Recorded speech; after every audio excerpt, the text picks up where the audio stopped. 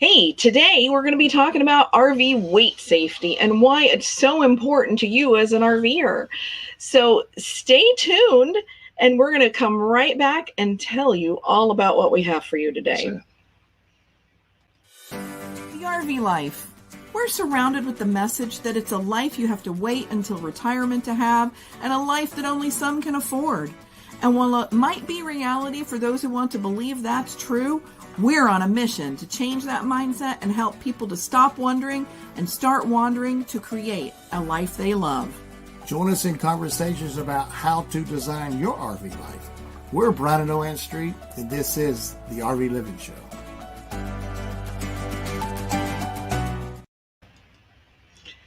Okay, so we're going to get started today on RV weight safety. Exciting topics. It's a lot to talk about, too.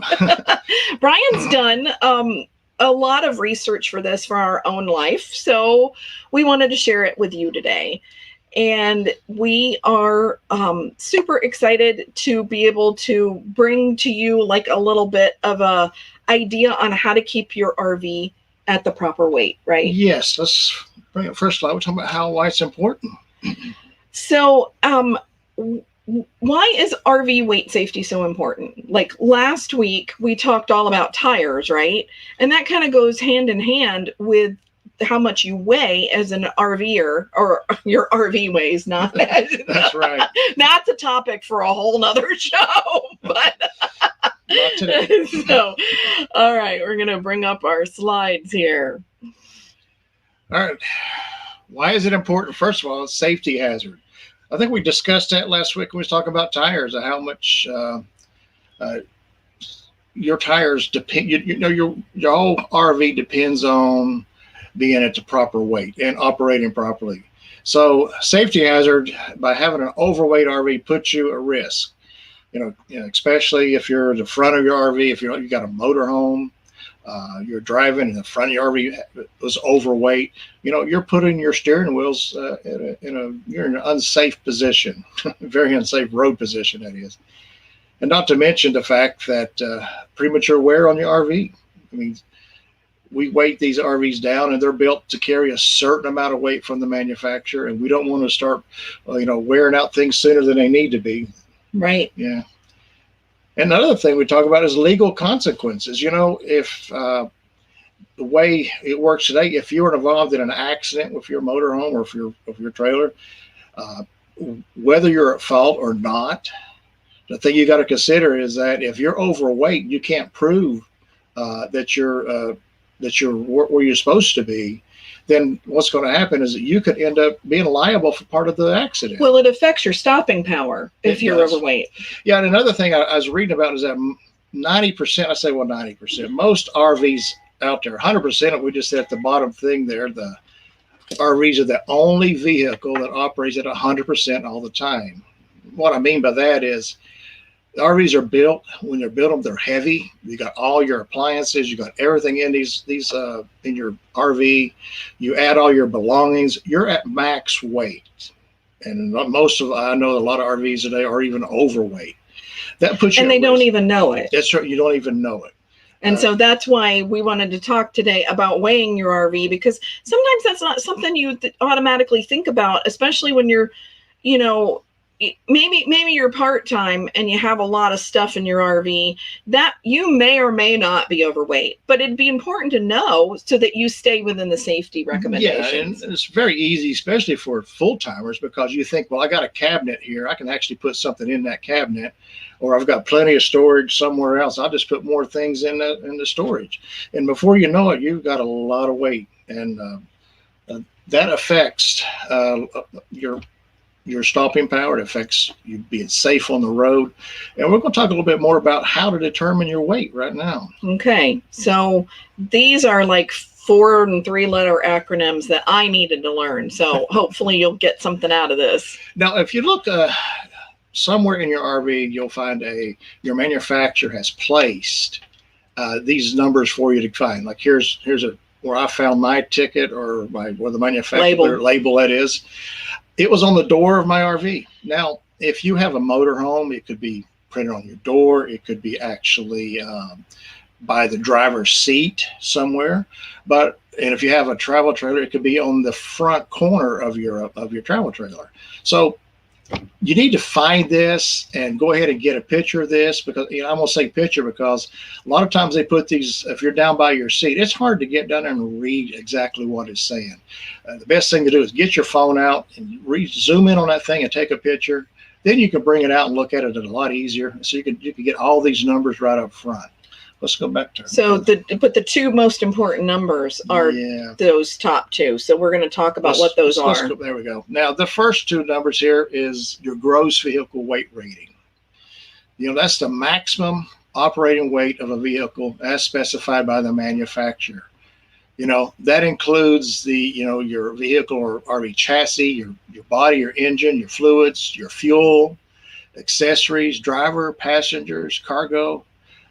But it does not include anything you're towing. So this would be like you're fully loaded and you're ready to hit the road, and you go and you drive your RV down to the weigh station, and you drive on the scales just by itself.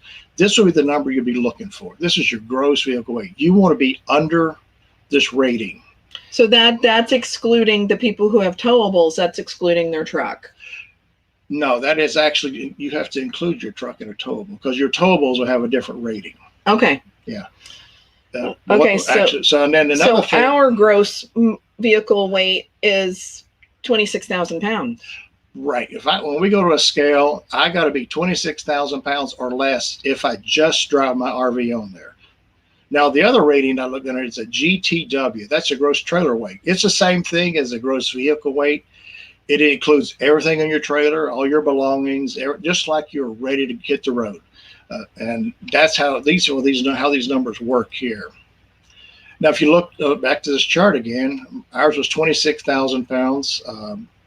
And we're going to go on to let's see the next slide here. The gross axle weight. Gross axle weight. Here it is. Now, this is important because once you have your total weight, you still could be overweight on an axle. These numbers here, like the GWA, or GAW, is gross axle weight, is the actual weight placed on an axle. That's when you drive on a scale like a cat scale. They're going to give you like three numbers. They'll give you like what your front axles weigh, your rear axle, as well as your overall weight. And the GAWR is the rating that axle is set at. The next slide, if you go down to the next one, this is what my RV is rated at. You can see there the GAWR front is rated at 9,000 pounds. And my rear is rated at 17,500 pounds. Now, that's just a rating of the axle. Go to the next slide there, we can explain. Now, here's another thing that to consider is the combined, this is called gross combined weight rating.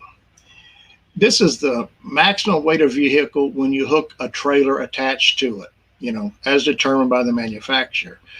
This means you're weighing if you have a motorhome, you're weighing your motorhome and your towed or your car behind you. This is the max weight, your whole rig, like the whole mass can be when you're going down the road.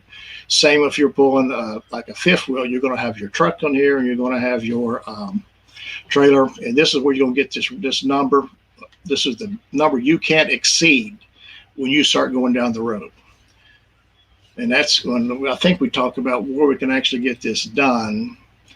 Well, let's start here. So these are our things. Yeah. Okay. Here's some specs for what I found from kind of like an example. That's an example. You can see my gross vehicle weight right there at the top was 26,000 pounds. That's what was printed on my door. Now I had to go find the gross capacity or the gross combined weight. I had to look for it a little bit. Matter of fact, I had to pull out the manual to find it. It wasn't printed anywhere on mine. It may be printed on your label, which would make it a whole lot easier. And if you look at the ratings of my RV, when I weighed it, we're at 29,940 pounds. That means I'm just under my the 30,000 pound weight limit there. So I'm like 60 pounds under. I actually need to shed some pounds there, but I'm still in a safe zone. Another thing is my RV weighs 25,912. That means I'm still under my 26,000 pounds. So that means my car weighs 4,028 pounds. Now, one thing to notice here is that my RV still has a rating on the hitch. It could pull 5,000 pounds. If my car had weighed 5,000 pounds, I would have exceeded my my gross weight there on the 30,000 pounds. So that's just something to think and keep in mind.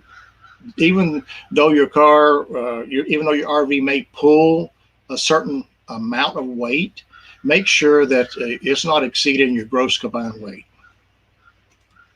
All right. So here's another factor that I just want to talk about. Since RVs are operating almost always 100% at capacity, I mean in weight, because we've, like we talked about earlier, we've loaded them down. They're built with all of our appliances. Everything are in these things. So your tires really are very important, keeping the proper tire pressure.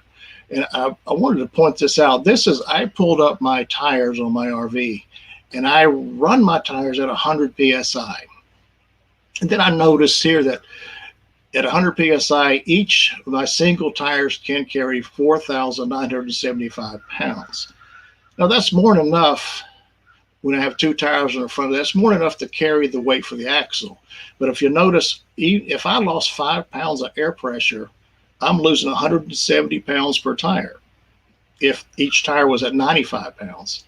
And what's even worse, if I went to 10 pounds, if they were like at 90 pounds of air pressure, I would lose 355 pounds on each tire for carrying capacity. Why is that important? Because remember, the RVs are at max weight. You don't want to let your tires even lose, weight. You want to keep them right where the manufacturer suggested they should be, and so that you always have enough in your tire to carry the weight or the load of your RV.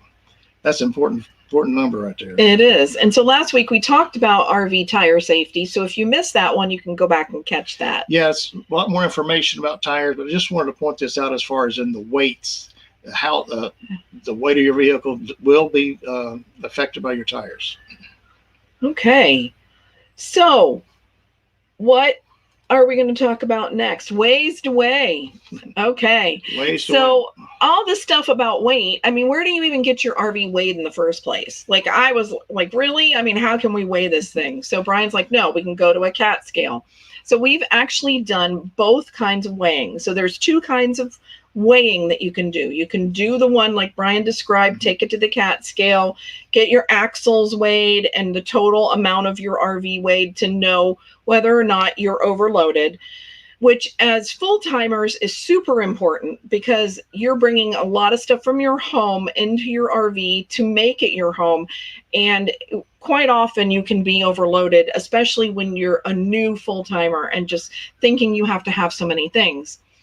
So that's important. And another thing to think about is a cat scale may not be the best way to weigh your RV, but it's inexpensive. It's a starting point. If you can't get to, we're going to talk about the other where you weigh each your RV by the corner weight, which is actually the best way to weigh it. We'll talk about that in a minute, but go to a cat scale, go ahead and get on there. You'll find it at normally truck stops will have this. Pull your RV on there and get a weight. That way you have a good starting point. It will give you your axle weight. It will give you your overall weight or your, and then you can also go ahead and if you have a trailer or actually you're pulling a car, pull it on the scale with you at another time and get two weights there. One of just your RV and one of your RV with your towed.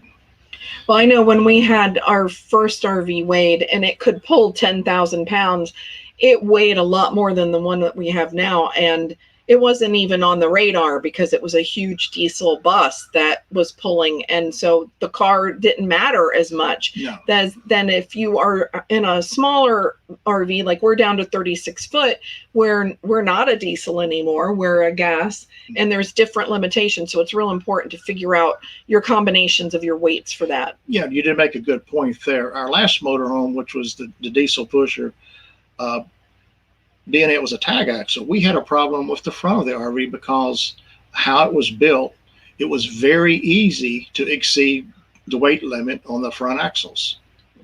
And even though the rear of the RV, because of the tag axle, could carry, we could actually put maybe 10, 15,000 more pounds in the back of it and been fine. But the way it was built, we had to really watch how we loaded the RV. So even though it would carry a lot of weight in the overall, your gross weight, you still got to worry about your axle weight. Well, and the guy, when we actually had ours weighed after we did the cat thing, we actually were at an RV rally. And so we're going to talk about how to weigh your RV with corner weights. And the way that they do that is that they have the smaller scales at these RV rallies, and you pull up on them and they weigh each corner of your RV individually. And then it gives you that calculation to know whether you're overweight on any corner. And it was interesting when we had that done because they were telling us how overloaded we were in the front, but we didn't have things in the front.